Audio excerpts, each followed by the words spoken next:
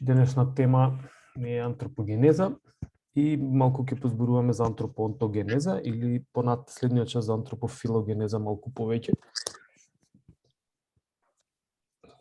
Пробајте, значи, користете ги часовите како водач низ темите, а нормално многу пати повторив, читајте книга. Не оставајте на 10 дена пред испит, нема да ви профункционира.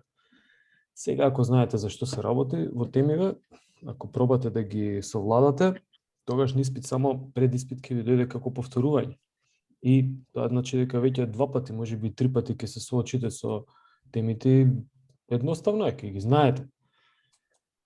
Затоа што повеќе пријател и слични такви работи не функционираат, дури супер што се снимава, дури прават и отпор. И кога ќе направат отпор, налет понатаму.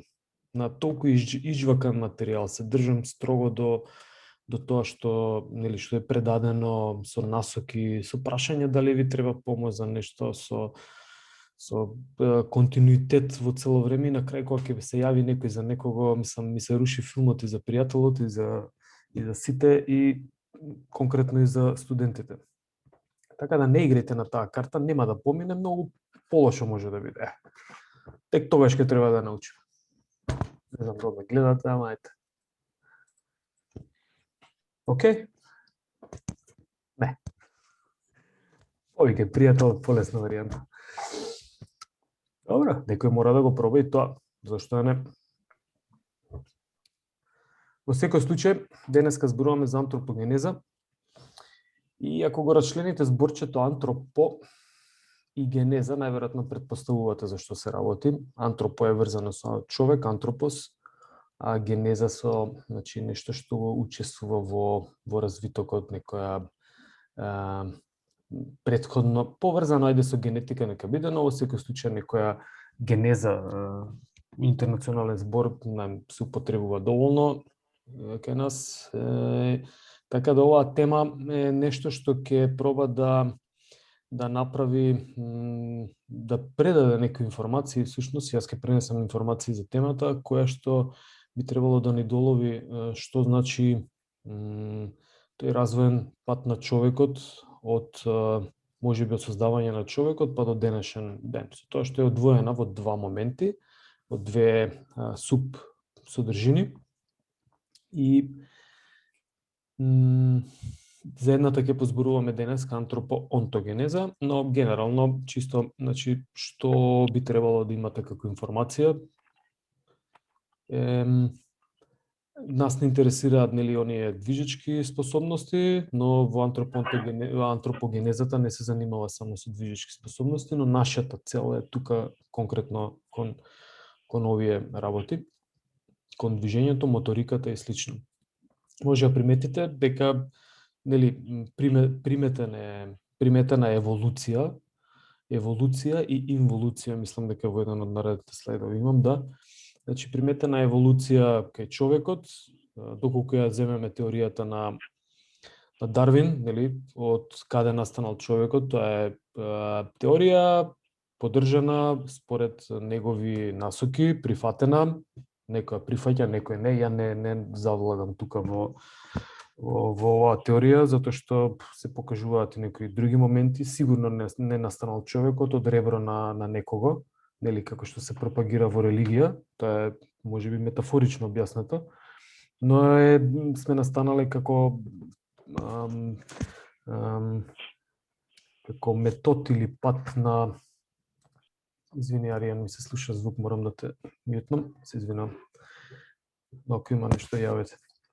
Но, значи, еден некој пат од кој што еволуирала, дали била една клетка, па понатаму се создал човек, па или се создало некој друго животно или растение. Во секој случај секој жив свет следи некоја еволуција, па така и човекот. Има интересен податок, само не можам точно да ви кажам колку години. Астрономите претпоставуваат, всушност е покажано дека Сонцето ќе ја привлече Земјата, па нема да постои веќе после не знам колку милиони години.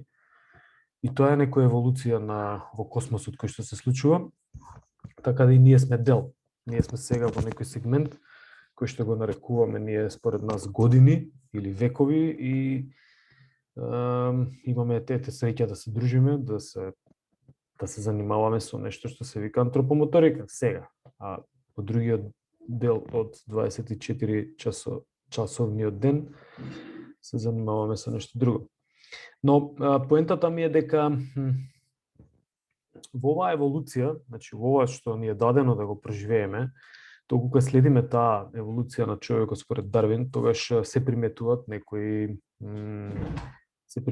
некои нели евидентни промени кај луѓето. Па нас не интересира баш овој дел околу движењата и дека нели и на централниот нервен систем се случиле промени, се појавила свеста, проба да се, значи се одвоиле овој вид на цицач што се нарекува човек е одвоен на интелектуален план од другите цицачи, не дека и другите немаат своја интелигенција, дури покажуваат и многу поголема, па на пример делфинот има способност да има радарски систем во себе да процени нели каде се движи или што препреки има пред него. Сакам да кажам секој организам на свој начин еволуира, но ете човекот еволуира на овој начин. И како што спомнав кај Бернштайн кога учевме за организација на сложени движења, таму имаше еден момент во четврто ниво на регулација каде што нели предметот веќе не го гледа како цел за фаќање, чаша или нешто друго, туку цел за манипулација. Па на пример топката не е веќе топка како предмет за да само го шутнеме, туку правиме дриблинзи, дали е фудбал, дали е нели кошарка, правиме дриблинг или одбојка дриблинг нема, но има други финти кои што може да се прават.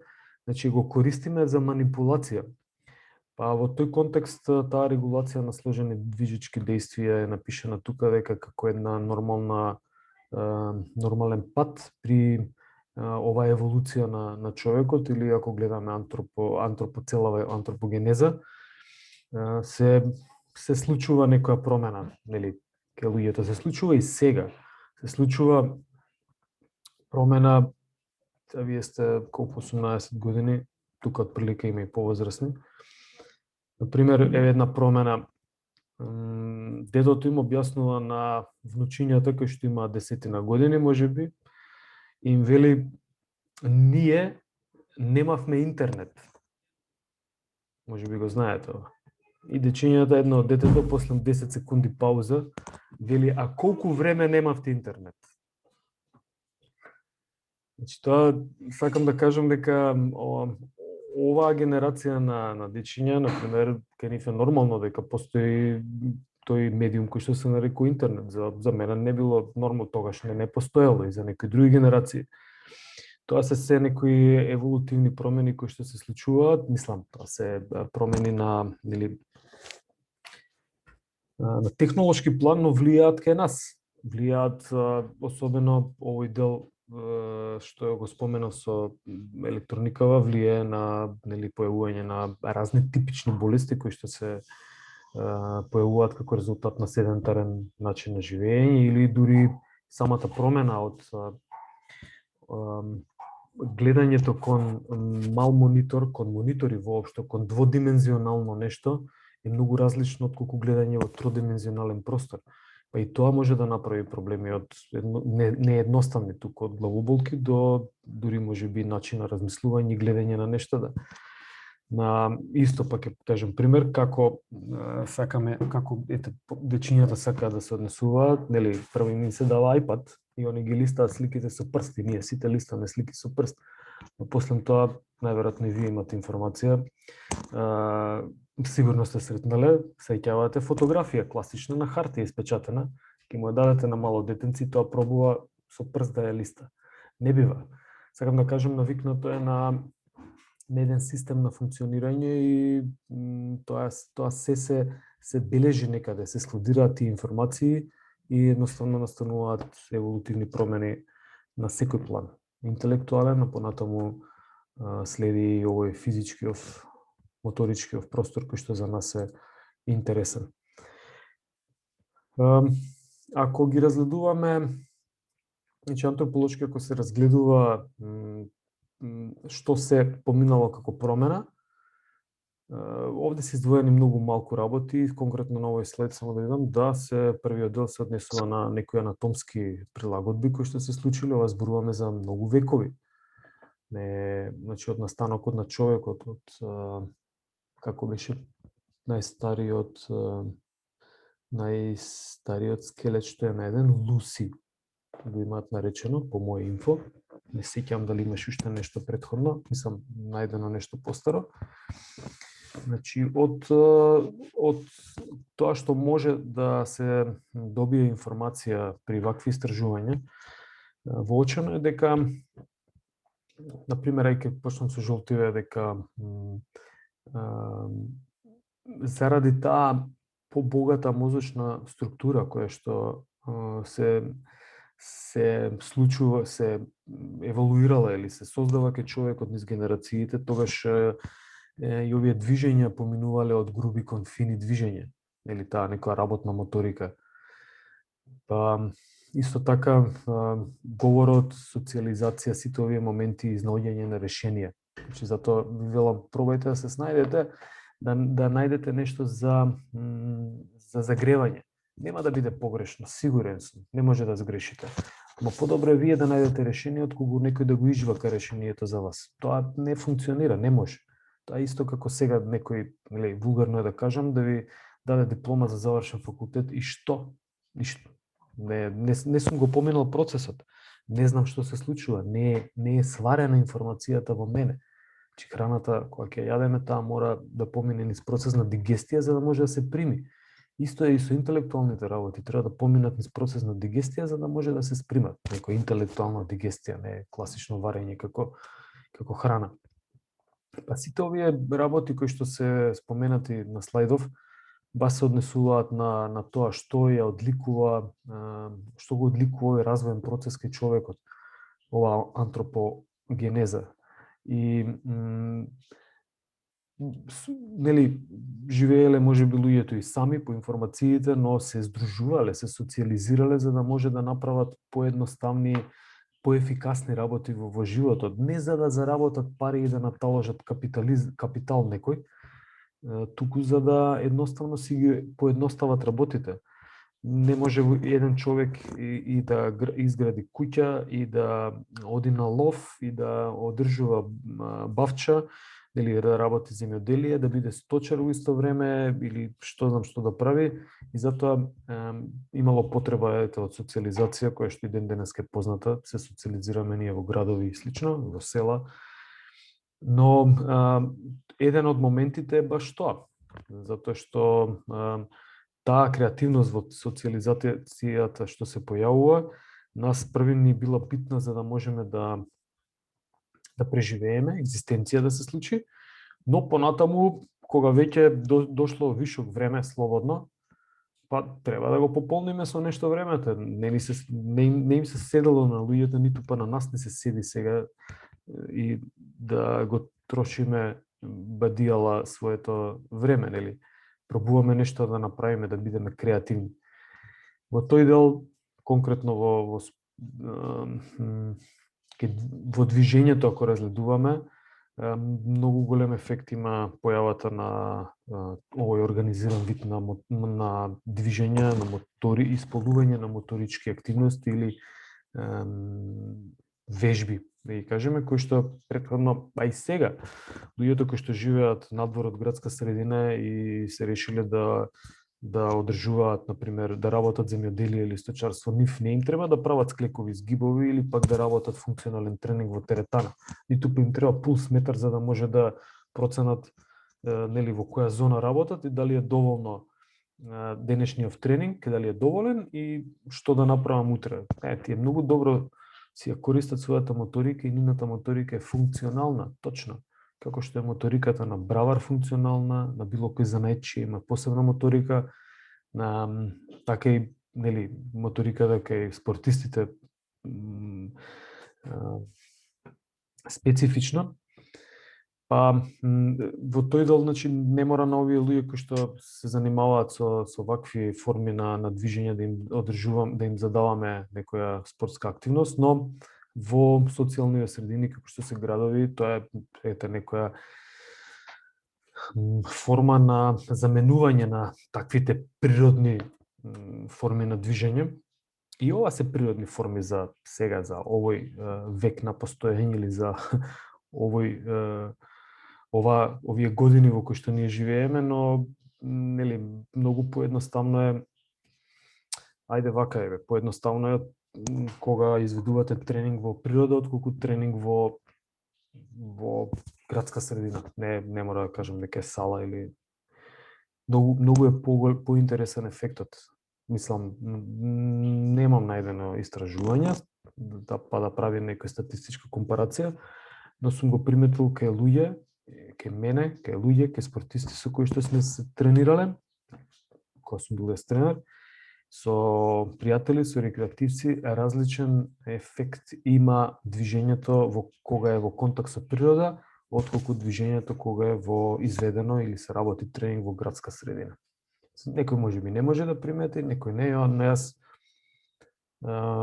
имам приметено и дури и самостојно ми имаат известувано родители на дечиња дека дечиња да се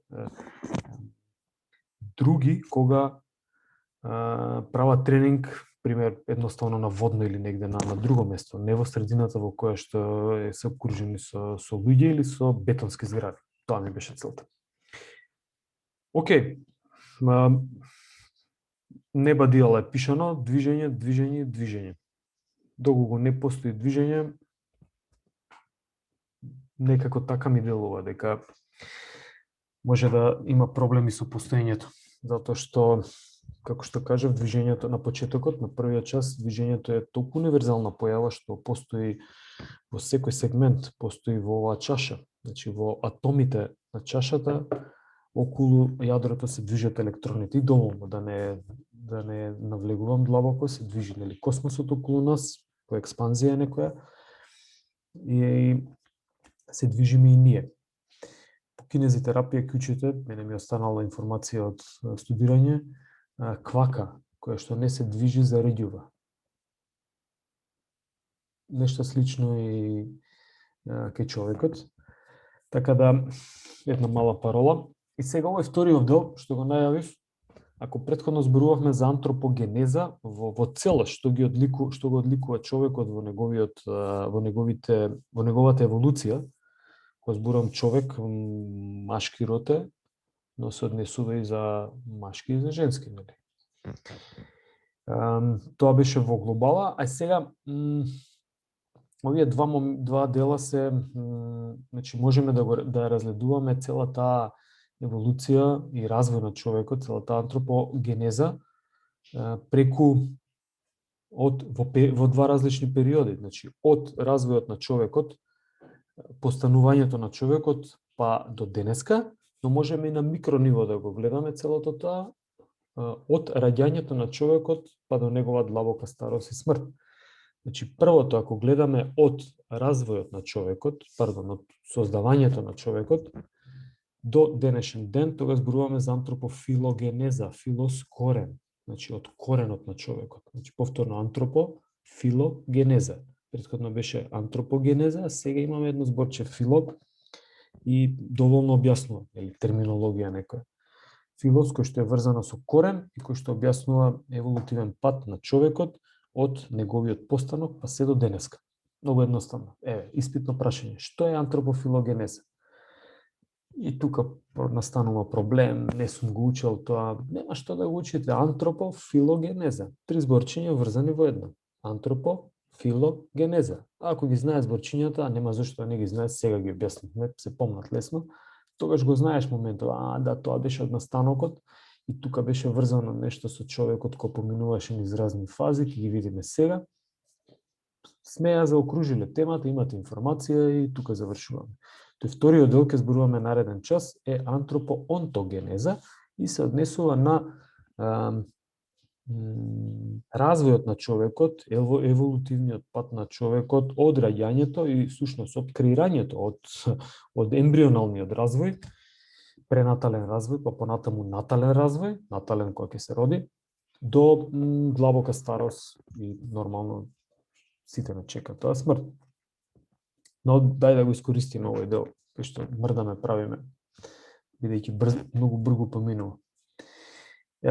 Како што кажав, во секој еволутивен развој се случуваат и се препознаваат, споменав нешто претходно, еволутивни фази и инволутивни фази. Па, например, не знам дали ги имам понатаму споменато негде,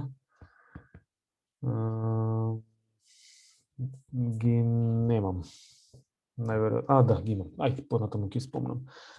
Како анатомски, например, се претпоставува дека стопалото и равното стопало е дел од таа инволутивна фаза. При исправањето од 4-ножно движење кон двоножно движење се појавуваат некои проблеми, особено во лумбалниот дел од ребетот, но поентата е дека се она некако што ние сме го преживеале или што го преживеале нашите предци се запишува во некој генетски код. Тоа е многу интересна информација.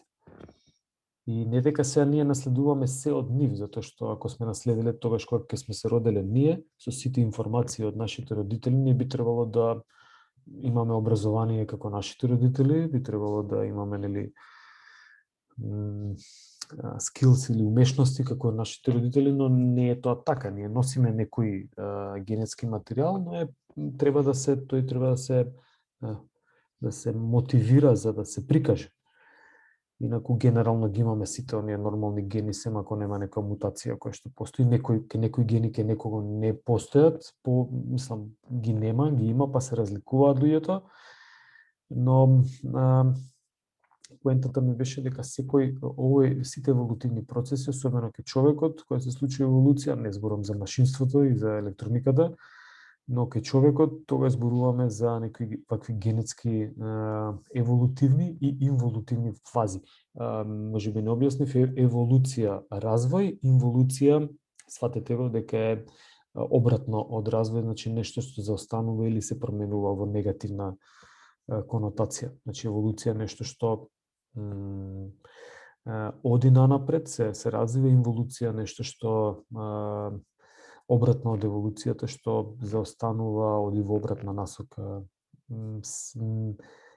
едноставно се губи, може би, низ таа генеза, антропогенеза. Што е приметено во филогенезата кај човекот, дека сите овие процеси и промени се темелат на неколку видови, не методи, туку начини како се случува оваа еволуција, и тоа е со прилагодување кон средината. Второто е со мутација, значи и евентуално вкрстување мутација заради... Овие се се процеси кои што се заедно функционираат. Ние, како што кажа, сакаме да цепкаме, за да научиме нешто подетално, но сите овие процеси заедно се случуваат. Мутација може да настане заради прилагодување кон средината. Нели, па имате, мислам дека споменував во некои други предавања, например, луѓето на север, поблиска им е храната која што е во вид на риба. Не им била толку блиска храната која што е во вид на житарици.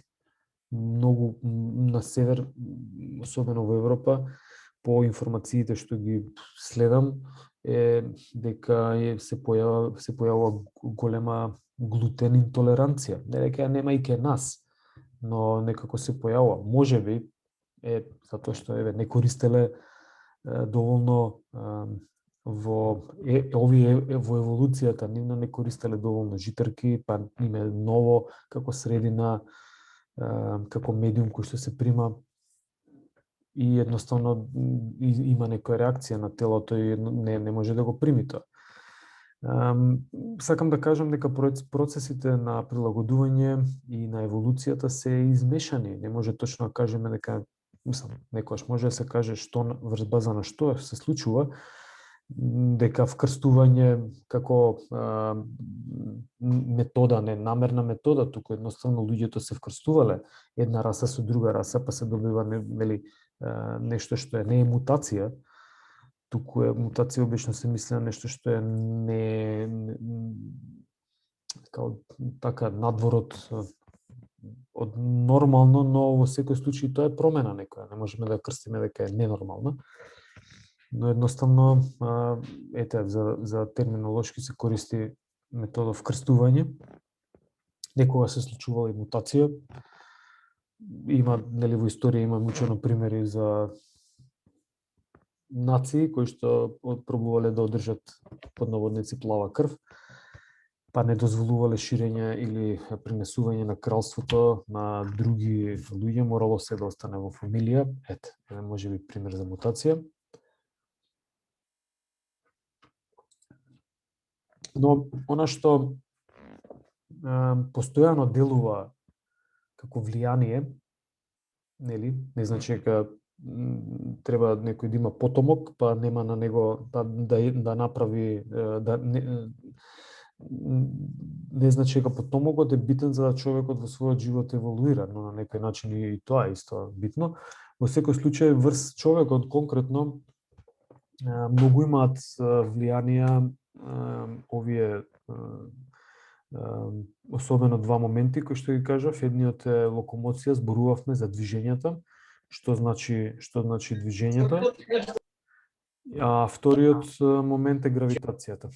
Гравитацијата дури се препознава и како четврта димензија и таа е многу интересна сила, нели, земјино забрзување, кое што не привлекува и многу интересно, особено кај дечињата во развојот, замислете го периодот на кога нас ни се спие или сме изморени и не можеме да станеме и колкава енергија вложуваме, замислете дечињата кои што немаат никаква информација како треба да се движат, дека треба да го научат движењето и дека треба да ја совладаат земјината тежа. Овие, затоа кажувам како сила, многу има влијаено врз нас и особено тој трансфер, ако следиме Дарвиновата теорија, тој трансфер од четвороножно одење кон двоножно, има голем чекор.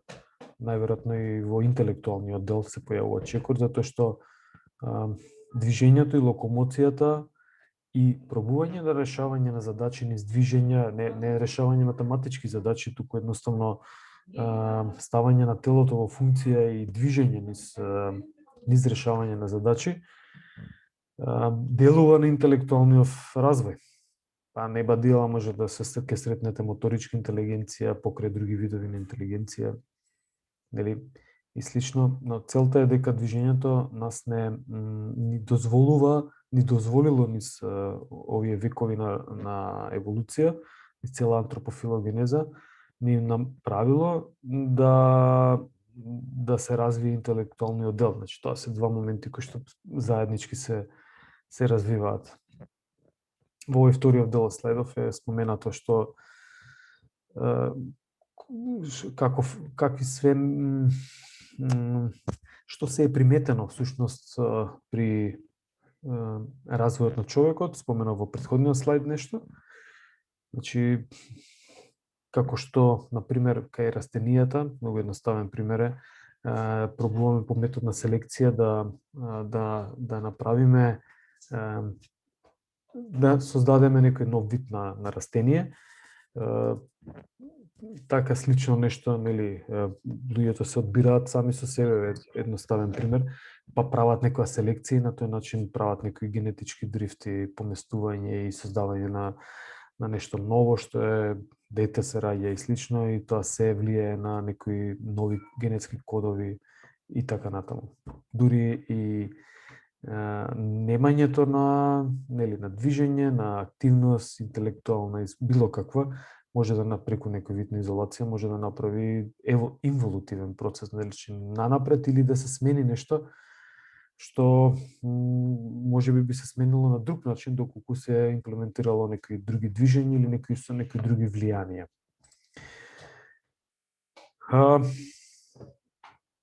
Тука е, нели, што се препознава кај во антропофилогенезата како вид на моторика можеме да препознаеме. Историјата вели дека, нели, ова собирање на плодови пред да сватат луѓето дека може да направат орудие, дека може да станат ловци па да ги користат другите живи суштества на планетава како своја храна. Претходно се сведувало се на собирање на плодови или она што го дала природата, па нели нешто можело се да нешто не, но тоа е метод на проба. Па е сватено дека може да се, нели, да се преживее и на тој начин доколку се користат плодови. И сакам да кажам дека се препознава таков вид на моторика. Следната е моторика на ловец, кои што може да издржат, нели, луѓе кои што успевале да се соочат и да најдат решение за да можат многу поголеми животни од себе да совладаат со цел за екзистенција. Понатаму се препознава кога сватиле дека може некои од нив да ги, нели, припитомат, па да ги користат да живеат заедно, да ги се грижат за нив и на некој начин да користат од нивните продукти, млеко и слично, па се препознава таква моторика и сега да не ги редам денесната моторика. Последниот слайд кажува само малку се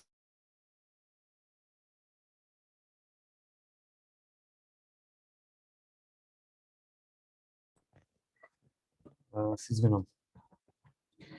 Последното се препознава како човек кој што може да управува и владее со машини. И оваа моторика и вие претпоставувате дека е најзаостанатата моторика која што може да се препознае. Зошто? Затоа што со стискање на копче и типкање на тастатура, да, ние управуваме и вселенски бродови и се движат и кон Марс и слетавме разни летала на Марс, дури дигнавме на Марс и хеликоптер кој што е управуван од земјата, но тоа е во нас контекст малку различно од моторика. Сликава ми беше интересна во времето на Трамп, интересна е се уште. Секој со свој став, но беше ја најдов на интернет и мислам дека така може да ви спровоцира да запомните барем за овој слайд за што се зборува. Тоа е целта на, нели, на предавањава, на некој начин да ме замотивирам се, колку и да изгледа ова сувопарно за разлика од едно од претходните предавања каде што имаше и прашање и се.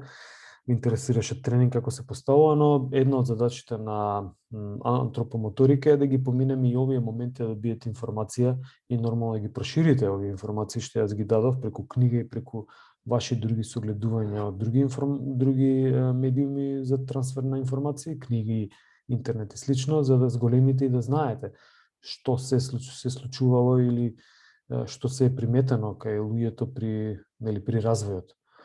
Во овој дел, мислам дека имам закачена една книга, Lifespan Motor Development. Тука интересно се објаснува, само да видам дали имам, мислам дека имам.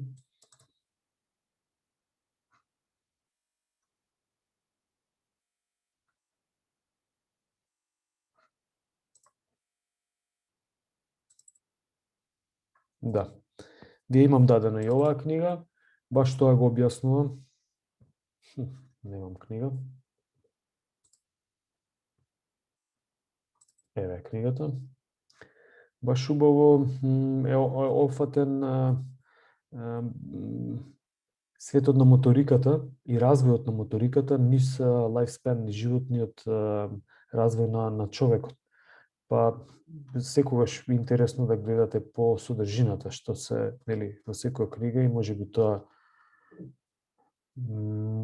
тоа што ви интересира ќе го најдете во содржината. Ке ви оставам да си проверите. Ево го, пренатален развој сумари, постнатален развој, значи пред раѓање, после раѓање, што се случува, каква моторика се препознава, например дека во најголем број од дечињата кои се раѓаат и сите ние, чекај дали може да се види, палецот стои внатре во дланката, но кај некои нации се приметува при раѓање дека палецот е надвор, значи надвор од прстите, не е внатре вгнезден. Чисто некои ситници кои што може да направат разлики, да дадат информација, но и што да очекувате за некои моторички способности во животниот тек, што да очекувате за моторичките умења, значи кога се појавува, имам интересен постер, тој може во антропоонтогенеза ако го најдам, во канцеларија не стои, но такви се условите. Убаво тоа ќе го зборуваме во антропоонтогенеза, но сега ме подсети содржината. Убаво е објаснато до прва година кои движења се препознаваат, до втора година, до трета година, од четврта до пет, до шеста година, од седма година и слично. Па на почетокот и развојот на дечињата, лекарите кога го проверуваат, педиатрите, нормалниот развој на дечињата, не прашуваат со реченица, не ги прашуваат дечињата како, да им кажат како се викаат, како се чувствуваат, туку едноставно ја проверуваат моториката на дечињата.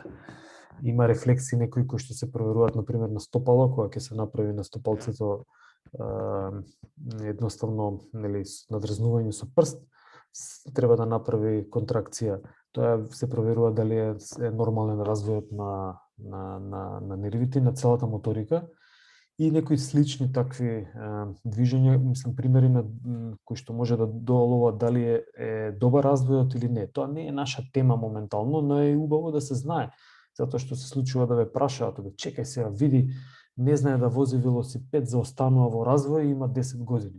Точно, не заостанува во развој, детенцето си супер, родителите не му дале можност да вози велосипед. Некога се соочуваме со такви моменти, не прашуваат, наше и убаво е да го приметиме тоа. Во ред, имате информација за книгата, можете да искористите во овој дел. Јас уште имам еден слайд и веќе изборувавме најверојатно за овој слайд, дека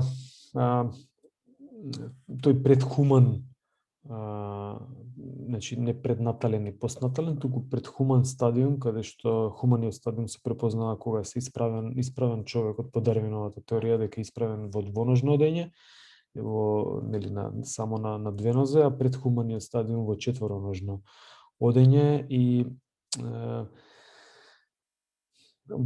приметено е дека во четвороножното одење всушност таа слобода на движење на мускулите во зглобовите била најверојатно ограничена и имале различни функции, поголем број на фиксации и слично, но во хуманиот развој тоа е некако сменето, се добива се повеќе на антигравитацијска функција на мускулите, значи ние имаме антигравитацијски мускули, тоа се екстензорите.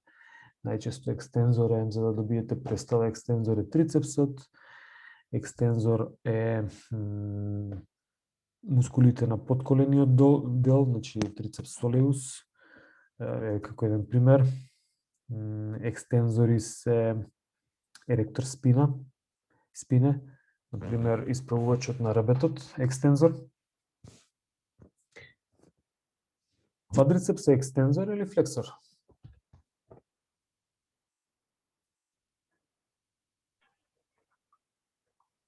Што мислите, учевте анатомија? По функција е екстензор или флексор? Флексор. Екстензор. Ја мислам екстензор. Екстензор. Флексор. Ајде Екстензор. дефинираме. Еве, Кирил, што е флексија? Покажи ни. Со рака. Флексија? Добро. Опа. Да, флексија, екстензија. Супер. Значи, флексија е приближување на мускулните елементи, а екстензија е кога тие се раздалечуваат. Не баш, ама во право си. Ова што го објаснив е плиометрија и миометрија, и ке екстензорот се привлекуваат мускулните припои, но ајде да се вратиме ке квадрицепсот. Квадрицепсот поминува преку колку зглобови?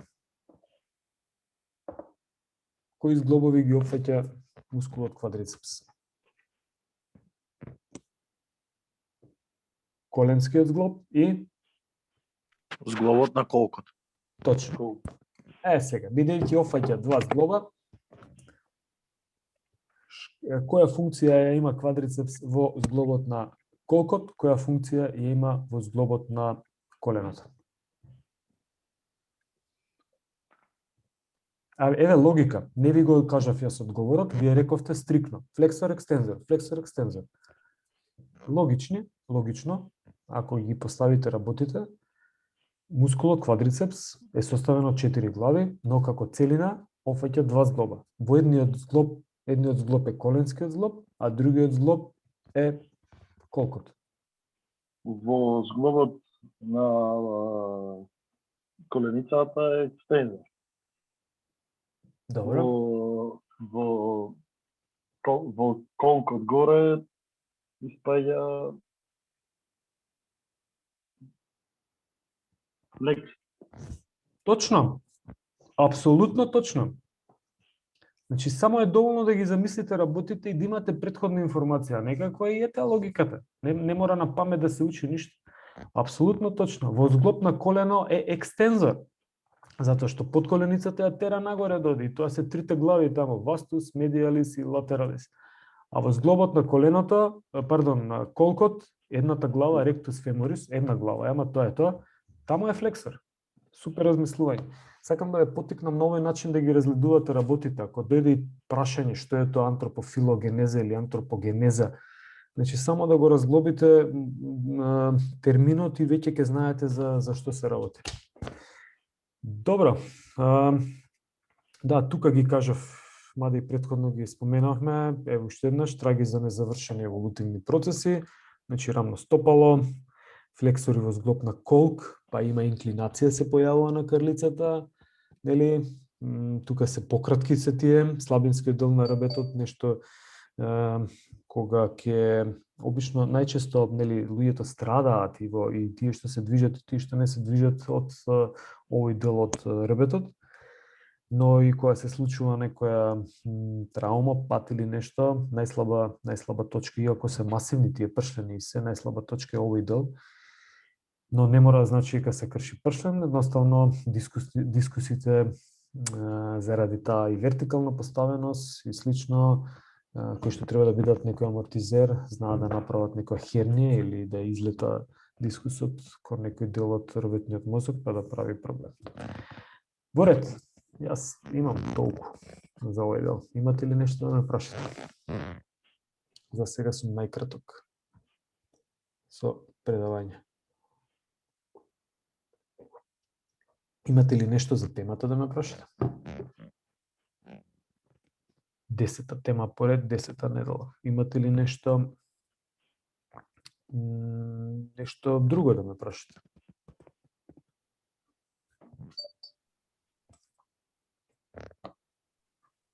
Јас да дадам еден останува ми истиот термин? Моника праша дали останува во истиот термин. Не ми одговара дефинитивно. Ама ми одговара еден час порано, ако може. Во 7 да почне. Може, ако одговара и другите колеги. Точно, Може, да. може. Треба и другите да се изјаснат, Може. да не сакав... Мене и 6 ми одговара, се. Јас сум. Не сакав да менувам, супер. Ајде, молам, значи, еве јас... Тоа ради часов, затоа. Ради што? Ради часов. Карантина. А ради полицискиот час. Да. Ја мислев заради овој час. Никола. Во ред, значи, ако некој има проблем со нешто и се оформи група, да не правам гласање на Facebook, може и тоа да го направиме, ама мислам дека вака можеме да се разбереме. Пишете во коментар дека не одговара. Ако не одговара, јас ќе пишам дека следниот час ќе биде во 7. ми е проблем подоцна и мислам дека немаме концентрација ни вие, и подобро е додека сме посвежи. Денот не ви го земам наутро, оставам на вас. Може. Инаку, ако мене ме прашувате, јас во 8 часот сум спремен да држам настава наутро. Ако сакате, Исто. можеме и тоа може. Ценам. Добро. Благодарам на внимание. Ако нема други Часот станува за 7 или? Да, часот останува следен пат во 7.